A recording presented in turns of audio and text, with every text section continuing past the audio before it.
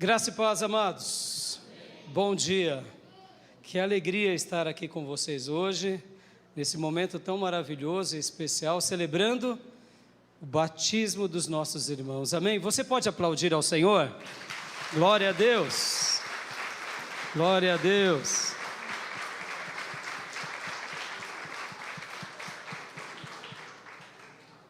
Logo depois do café, eu fui ver onde estavam os batizandos, e a nossa irmã Rebeca estava ali numa sala de aula, com a porta fechada, orando e se entregando, eu diria, em lágrimas ao Senhor. E ali eu falei: está tudo bem, filha? Ela: tá. E eu logo deduzi: choros de alegria. Amém, meus irmãos? Choros de, obrigado, filhote, choros de regozijo, de sentir a alma sendo tocada por Deus, lavada pelo Senhor, sendo visitados pelo Senhor. Então é com muita alegria que hoje vamos celebrar o batismo dos nossos irmãos, juntamente com todos vocês. E eu tenho uma breve mensagem para tratar com vocês sobre esse momento tão maravilhoso.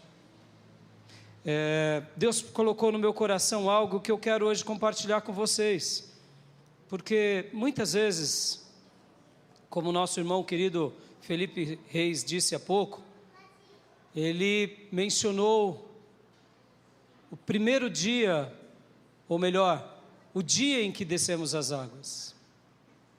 É inesquecível, não é, irmãos? É inesquecível. É um momento onde, de fato, algo acontece de diferente na nossa vida. Uns choram, outros têm só uma visitação silenciosa por Deus, alguns são batizados no Espírito Santo, alguns irmãos, como ontem inclusive eu ouvi um testemunho muito lindo, de uma mulher que ela foi curada, na hora que ela entrou nas águas e ela saiu, foi curada. Ou seja, o que esperar de um momento como esse? O que esperar de um instante como esse? Podem acontecer coisas simples como coisas marcantes, mas sobretudo, eu queria destacar algo que eu quero crer que é o mais importante. Não são os sinais que nos acompanham que talvez seja o mais significativo. Sabe o que é mais significativo nessa hora? É a nossa obediência ao Evangelho. Porque você pode até ter uma experiência e não se manter obedecendo. Você pode até ser batizado com o Espírito Santo, curado, ou quem sabe ter um momento de muita emotividade. Mas sobretudo, eu diria que o mais importante está em nos mantermos obedecendo. Porque na realidade essa instrução não é nada nosso. Isso que está acontecendo hoje aqui não é a criação dos homens. Quero te dizer que há quase 2000 anos, Jesus veio a esse planeta e realizou a obra de redenção. E durante esses 2000 anos, preste bastante atenção, 2000 anos, pessoas continuam crendo no Evangelho, obedecendo o Evangelho, se rendendo a Cristo e se batizando nas águas. Aleluias! Milhares de perseguições o povo de Deus passou para silenciar essa pregação, para silenciar esse Evangelho, mas nada disso impediu com que o Evangelho chegasse até as nossas vidas, nos atingisse e nos transformasse. E isso sim é a prova do poder de Deus, que rompe o tempo, o espaço, as provações, o pecado, o diabo, e nos dá vitória em Cristo Jesus. Amém? E hoje eu tenho uma palavra a vocês sobre isso. O título da minha mensagem é a importância de mais uma vida. Mais uma vida. A importância de mais uma vida. Nossa geração é uma geração dos megas, dos hipers, das coisas grandes. Deixa eu te perguntar, você já foi comprar roupa numa galeria? Talvez alguns dizem assim, galeria? O que é isso, pastor? A nova geração nem sabe o que é isso. Galeria era um antigo shopping de algumas décadas atrás, lembram? As galerias. Porque hoje galeria é antiquado, é retrógrado.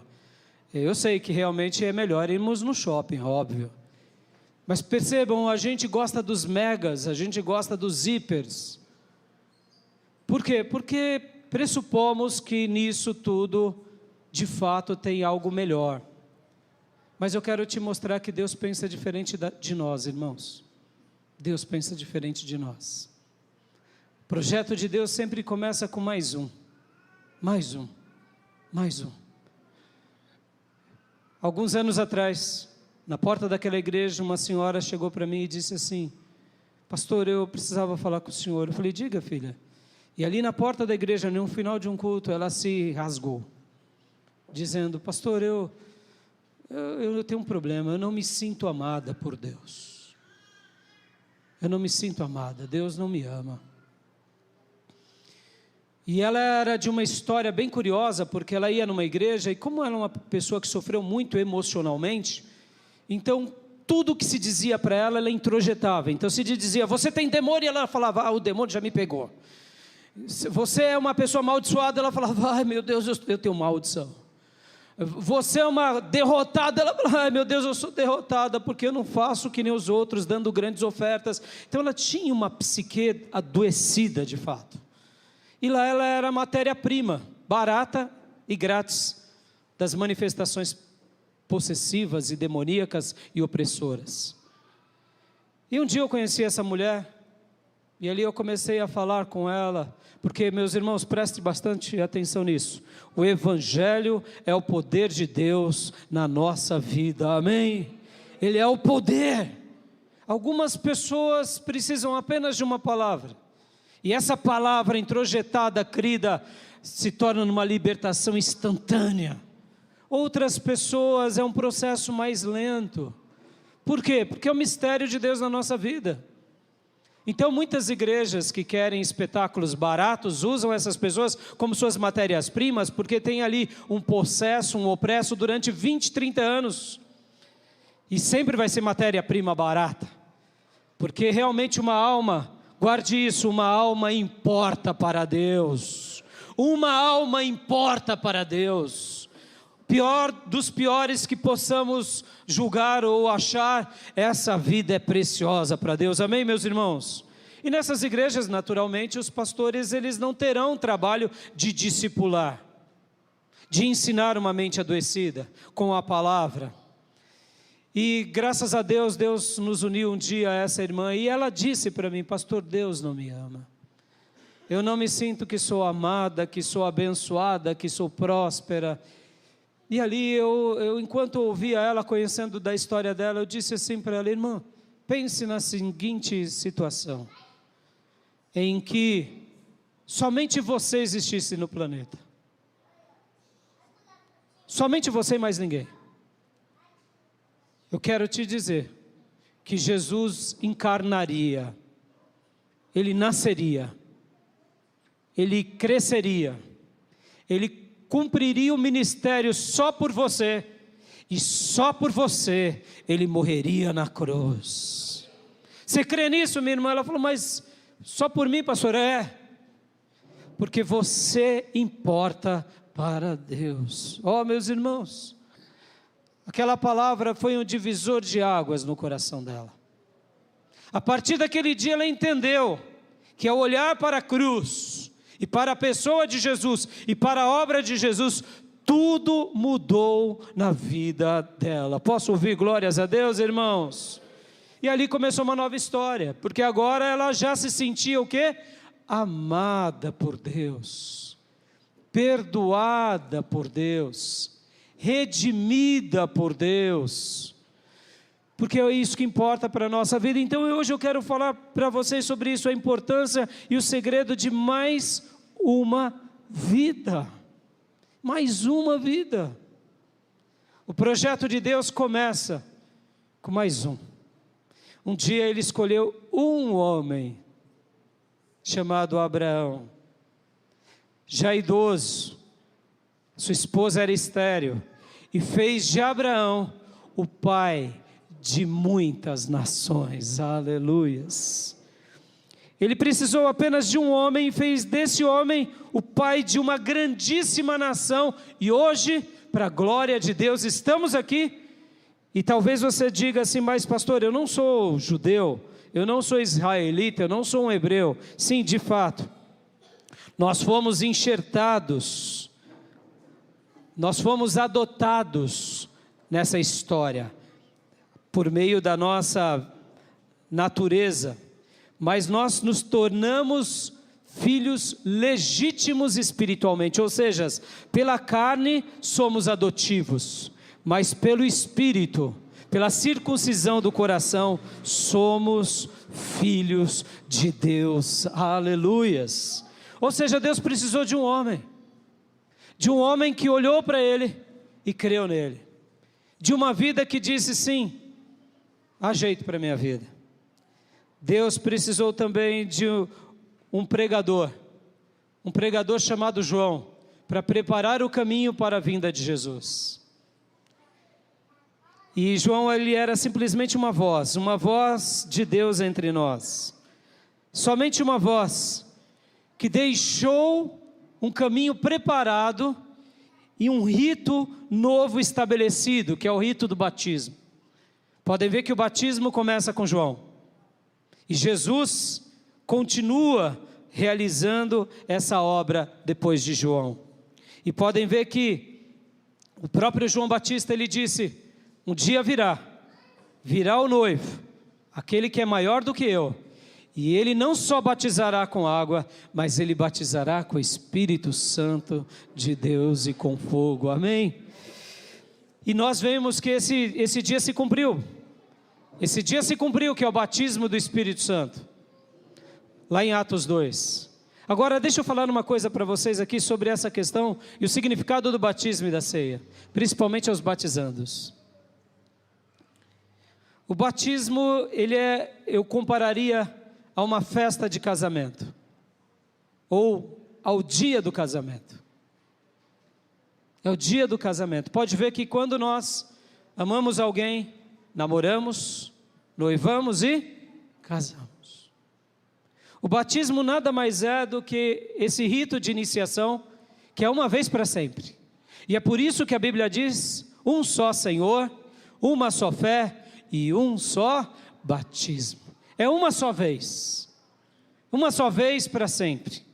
Então eu gosto de comparar o batismo a uma festa de casamento e ao dia de casamento, porque é o momento em que a noiva se entrega ao noivo, e é o momento onde há o quê? Uma festa, onde há algo público, onde há algo muito especial. E pode ver que o batismo, você não faz ele de forma privada.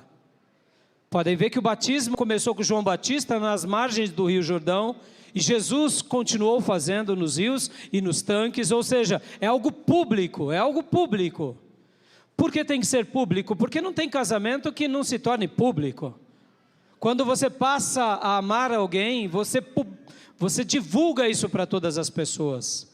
Quando você casa com alguém, você não esconde a pessoa, você não esconde a esposa ou esconde o marido, porque isso não é casamento, isso é sequestro, escondeu, não deixa mais ninguém ver. Você quer até, pelo contrário, desfilar com a pessoa amada. Por quê? Porque agora você quer ter os frutos desse amor que são os filhos. É algo público, e é por isso que estamos aqui publicamente, celebrando esse momento dos nossos 3 irmãos, junto com os nossos amados irmãos. E a ceia, pastor? A ceia é algo, eu diria, que também se assemelha àquilo que acontece também no casamento. Algo da alma, do coração.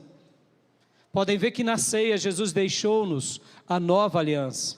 Aliança feita pela carne dele e pelo sangue dele. E nós estamos debaixo dessa nova aliança. Mas a ceia, diferente do batismo, ela acontece o quê? Periodicamente. Aqui no nosso caso, todos os meses. Então a ceia na realidade é os nossos votos de aliança com o Nazareno. É os nossos votos dizendo: eu te amo, meu Jesus. Você já disse isso para Jesus? Eu te amo, meu Jesus. Eu te amo, meu Jesus. Hoje digam para Jesus: eu te amo, meu Jesus. Eu te amo. Eu estou aqui porque eu te amo. É quando a gente, na ceia, faz essa celebração, reafirmando os nossos votos. E por que fazemos a ceia sempre, irmãos? É bem simples, irmãos. Assim como numa relação conjugal, a gente precisa sempre reatar as nossas alianças, refazer as nossas alianças. Não é assim, meus irmãos? Precisamos ou não?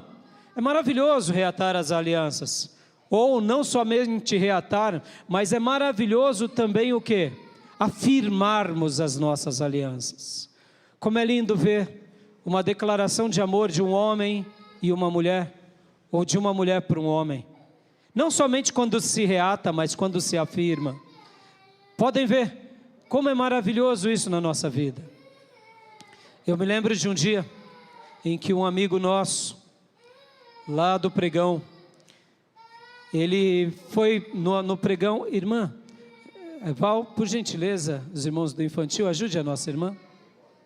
Isso.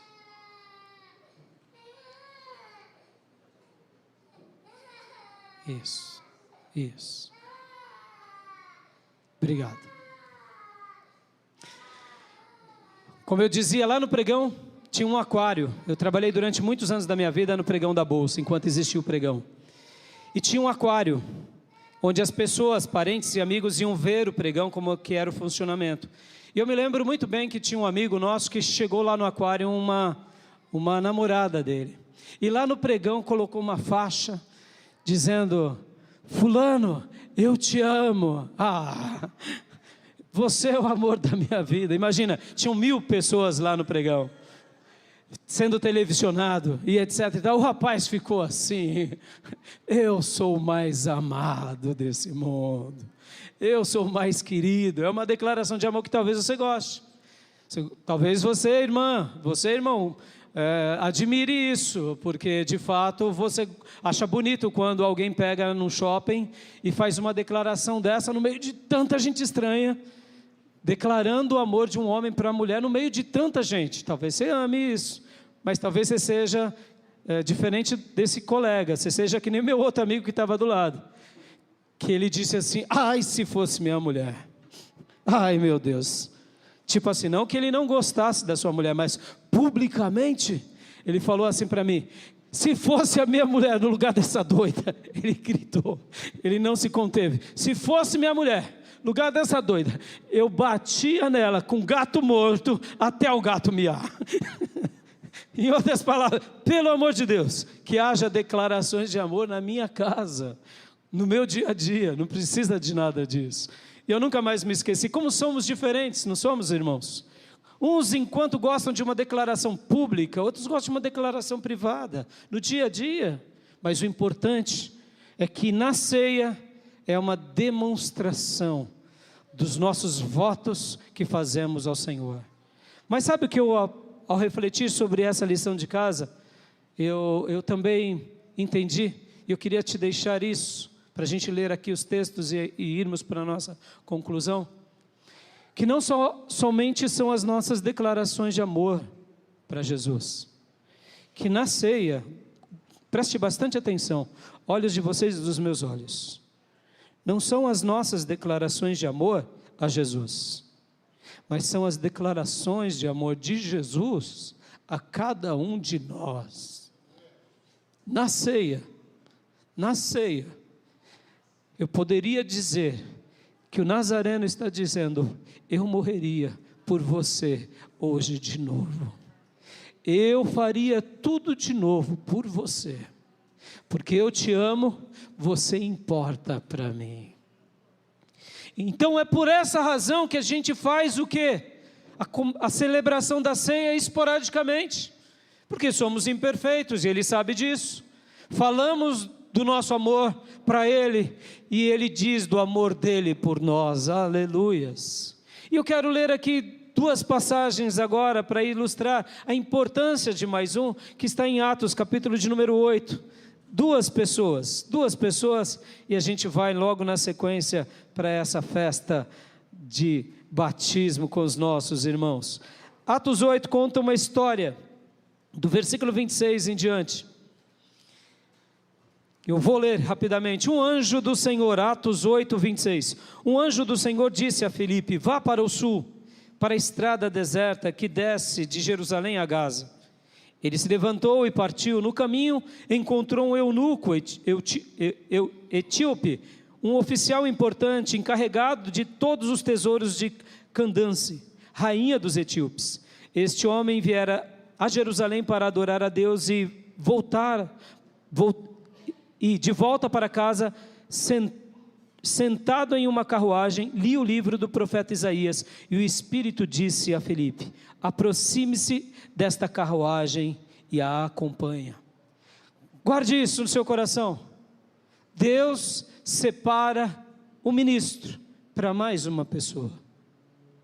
Quem era esse homem? Um eunuco, uma pessoa da corte, que ia adorar a Deus em Jerusalém. E naqueles dias tinha acabado de acontecer aquilo que nós já sabemos que era o quê?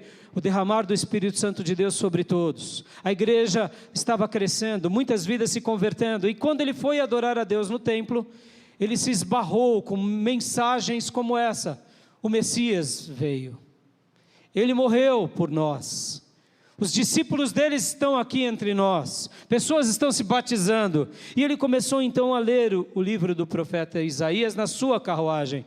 Mas Deus e o Espírito Santo de Deus foi impelido para ir ao encontro de mais uma vida, porque uma alma importa para Deus. Deixa eu te fazer uma pergunta. 1 mais 1 para Deus é igual a quantos, irmãos? É óbvio que na matemática de Deus são 2, mas lembra que eu disse que Deus precisou só de um homem, que foi Abraão, e depois pegou uma mulher, que é Sara, que é sua esposa, que era estéril, e 1 mais 1 se tornaram em quantos? Milhares de milhares, para a glória de Deus. Não subestime a obra que Deus tem na sua vida. Você importa para Deus. Jesus te ama, Jesus quer derramar sobre a sua vida o perdão dEle. Por quê? Porque você importa para Deus. Talvez você diga: mas pastor, quem sou eu? O que eu tenho feito? Você foi criado à imagem e à semelhança de Deus, e Deus Pai, Deus Filho e Deus Espírito Santo te amam. 1 mais 1 na conta de Deus é muito mais do que 2. Na conta de Deus pode ser milhares de milhares. Esse etíope foi alcançado por Deus, e Deus separou Filipe para que pudesse, por meio da mensagem do Evangelho, ver essa vida agora sendo batizada. Continuemos lendo o texto, versículo de número 30. Então Filipe correu para a carruagem, ouviu o homem lendo o profeta Isaías e lhe perguntou: o senhor entende o que está lendo? Ele respondeu: como posso entender se alguém não me explicar? Assim convidou Filipe para subir e sentar-se ao seu lado. O eunuco estava lendo esta passagem da Escritura: ele foi levado como ovelha para o matadouro, e como cordeiro mudo diante do tosqueador. Ele não abriu a boca, e em sua humilhação foi privado de justiça. Quem pode falar dos seus descendentes? Pois a sua vida foi tirada da terra. O eunuco perguntou a Filipe: diga-me, por favor, de quem o profeta está falando? De si próprio ou de outro? Então Filipe começando com aquela passagem da Escritura, anunciou-lhe as boas novas de Jesus. Prosseguindo pela estrada, chegaram a um lugar onde havia água. Ou seja, ele estava lendo, era uma vida, um eunuco, um etíope, um gentil, mas todos importam para Deus. E aqui O eunuco perguntou sobre a passagem, então Filipe começou a explicá-lo. Perceba, irmãos, seguir a Cristo não é suicídio intelectual. Seguir a Cristo é ter certeza de uma coisa: Deus falou conosco por meio da sua palavra. Não é suicídio intelectual. Seguir a Deus é também seguir em fé, mas essa fé não é uma fé baseada nas nossas crendices, no nosso misticismo, nas visões fúteis e tolas dos nossos corações. É seguir segundo a palavra de Deus, essa palavra que foi revelada, essa palavra que Deus deixou. Então o Felipe começa a explicar ao etíope, ao eunuco, e chegando aqui, como diz aqui o texto no versículo 36, diz: prosseguindo pela estrada, chegaram a um lugar onde havia água. O eunuco disse: olhe, aqui há água, que me impede de ser batizado? Ou seja, eu entendi a tua mensagem, eu compreendo que o profeta Isaías estava falando sobre Jesus. Eu quero Ele para a minha vida, eu aceito Ele na minha vida, e agora eu quero passar pelas águas batismais. E aqui, disse Filipe: você pode, se crê de todo o coração. O eunuco respondeu: creio que Jesus Cristo é o Filho de Deus. Amém, meus irmãos? E ali ele passou pelas águas. Continuando o texto: assim deu ordem para parar a carruagem. Então Filipe e o eunuco desceram à água e Filipe o batizou. A primeira pessoa que importou para Deus, um estrangeiro, uma pessoa de uma outra nação, que foi buscar a Deus em Jerusalém, mas se encontrou com o Nazareno, se encontrou com o Salvador. E a segunda pessoa que importa para Deus, que eu queria compartilhar rapidamente aqui com vocês, é o texto tão conhecido e citado, que é a conversão de Saulo. Quem era Saulo, irmãos? Saulo é conhecido por nós como o grande apóstolo Paulo, ou como muitos chamam, Santo Paulo. Paulo foi o maior discípulo, Paulo foi o maior cristão, Paulo foi o maior apóstolo, Paulo foi o maior evangelista de todos os tempos. Ninguém, segundo as nossas perspectivas, se tornou tão grande quanto Paulo, exceto João Batista e Jesus, o nosso Senhor, é claro. Mas na história da igreja, Paulo se tornou um ícone. Só para vocês terem uma ideia, metade do Novo Testamento foi escrito por Paulo. Talvez você diga assim: pastor, ele foi muito brilhante. Deixa eu só dar um breve resumo da vida dele. Paulo foi um fariseu, criado aos pés de Gamaliel, da tribo de Benjamim. Ou seja, ele aprendeu nas escolas de Jerusalém e nas escolas de Tarso. Depois ele se forma em filosofia.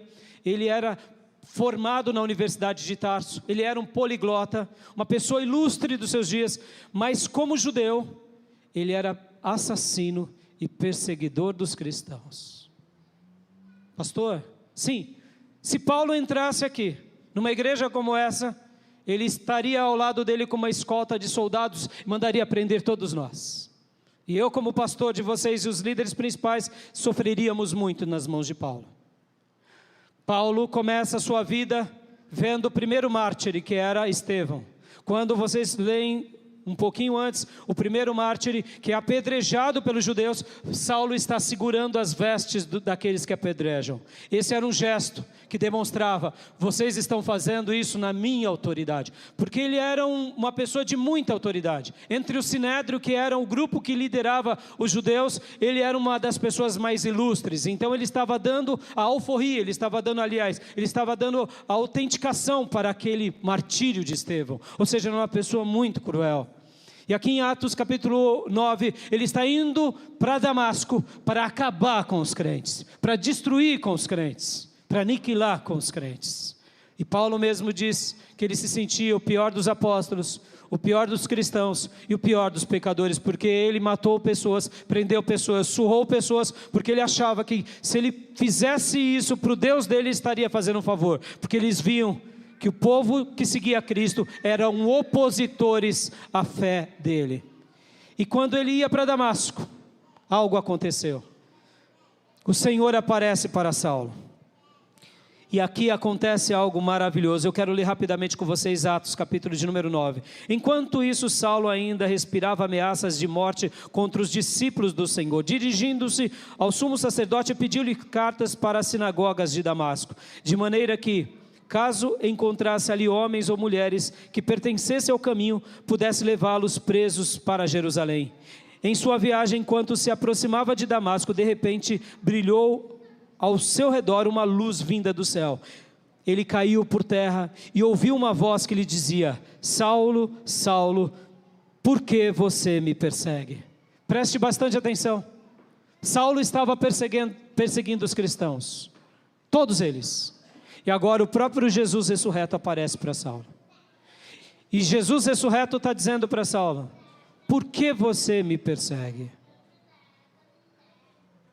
Jesus não disse: por que você está seguindo os batizandos? Por que você está seguindo os cristãos? Não foi isso que Jesus disse. Jesus disse: por que você me persegue? Mas Saulo estava perseguindo Jesus? Jesus já não tinha morrido e ressuscitado? Já. Saulo estava perseguindo quem? A igreja, os cristãos. Olhos de vocês nos meus olhos. Olhos de vocês nos meus olhos. Quem te persegue não persegue você, persegue Jesus, porque você é a menina dos olhos de Deus na terra. Você é o corpo de Jesus na terra. Por isso que a sua batalha não é sua, a sua batalha é do Nazareno. Quem te persegue, persegue a Jesus.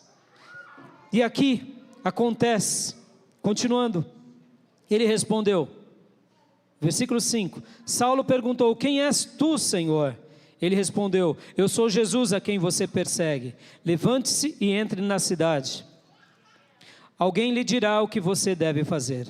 Os homens que viajavam com Saulo pararam emudecidos, ouviram a voz, mas não viram ninguém. Saulo levantou-se do chão e, abrindo os olhos, não conseguia ver nada, e os homens o levaram pela mão até Damasco. Por 3 dias ele esteve cego, não comeu nem bebeu. Em Damasco havia um discípulo chamado Ananias. O Senhor o chamou numa visão: Ananias.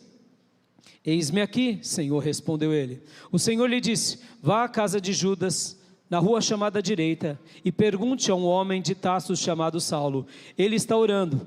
Numa visão viu um homem chamado Ananias chegar e impor-lhes as mãos para que voltasse a ver. Respondeu Ananias: Senhor, tenho ouvido muita coisa a respeito deste homem e de todo o mal que ele tem feito aos teus santos em Jerusalém. Ele chegou aqui com a autorização dos chefes dos sacerdotes para prender todos os que invocam o teu nome. Percebam, Deus fala para Ananias: Ananias, numa visão, vai lá na rua direita, tem um homem chamado Saulo, que ele está tendo uma visão agora, e você vai ser esse vaso usado por mim para ajudá-lo. E Ananias começa a relatar e questionar a Jesus: mas Jesus, esse é o que fez mal ao povo lá em Jerusalém, e ele veio para cá também para fazer mal. Continuando o texto, versículo 15, mas o Senhor disse a Ananias: vá, este homem é o meu instrumento escolhido para levar o meu nome perante os gentios e os seus reis, e perante o povo de Israel. Mostrarei a ele o quanto deve sofrer pelo meu nome. Então Ananias foi, entrou na casa, pôs as mãos sobre Saulo e disse: irmão Saulo, o Senhor Jesus, a quem lhe apareceu no caminho por onde você vinha, enviou-me para que você volte a ver e seja cheio do Espírito Santo. Imediatamente, como escamas, caiu dos olhos de Saulo, e ele passou a ver novamente. Levantando-se, foi batizado, e depois de comer, recuperou as forças. Aleluias! Mais uma vez, uma alma importa. E agora, Ananias foi ao encontro desse perseguidor, que num primeiro momento era perseguidor, e se tornou a pessoa mais ilustre do cristianismo. Amém, meus irmãos? Eu quero deixar essa palavra para vocês. Batismo é a festa em que a noiva casa-se com o noivo. O seu batismo foi a festa em que você se casou com o amado das suas almas. Se você ainda não foi batizado, hoje o Senhor, Ele está te convidando. Se torne minha noiva.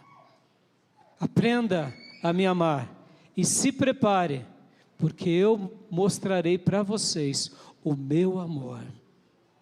E a ceia, que vocês hoje, juntamente conosco, iremos celebrar ainda hoje, é a grande aliança desse amor, que ao segurarmos nas mãos, nos lembramos que Jesus foi partido na cruz para nos perdoar e para nos salvar. E com a ceia, podemos declarar a Ele o nosso amor e refazer a Ele a nossa aliança. Mas também, na ceia, podemos ouvir da voz dEle o quanto Ele nos ama dia a dia. E eu quero apenas recordar aquele diálogo que eu tive com aquela irmã naquela porta. Talvez você não se sinta amado por Deus. Eu quero te dizer que você é amado por Deus. Você é amada por Deus. Se somente você existisse nesse planeta, Jesus nasceria, cresceria, cumpriria todos os mandamentos de Deus, morreria na cruz, somente para te salvar, e ressuscitaria, simplesmente porque Ele te ama. Que Deus guarde essa palavra no nosso coração. Agora a gente vai ouvir um louvor, e a gente vai fazer esse batismo para a glória do Senhor. Amém, meus irmãos? Deus abençoe. Chama o ministério de louvor.